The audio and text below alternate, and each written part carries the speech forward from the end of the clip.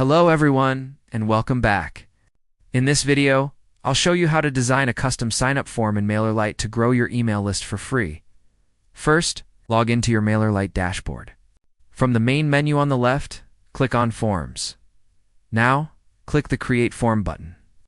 You'll see several types to choose from, like embedded pop-up or landing page. For this tutorial, let's choose Embedded Form. You'll be taken to the form builder. Start by giving your form a title and a short description that encourages people to sign up. Next, you can customize the fields. By default, it asks for an email address. You can add more fields like first name by clicking Add New Field. On the right side, use the Design tab to change the colors, fonts, and button style to match your website's branding. You can also upload a header image or your logo to make that form more visually appealing. Once you're happy with how it looks, click Save and Continue. Now you need to connect the form to a subscriber list.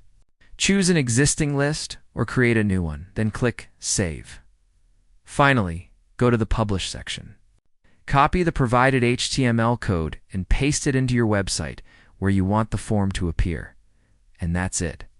You now have a professional-looking sign-up form, ready to capture new subscribers.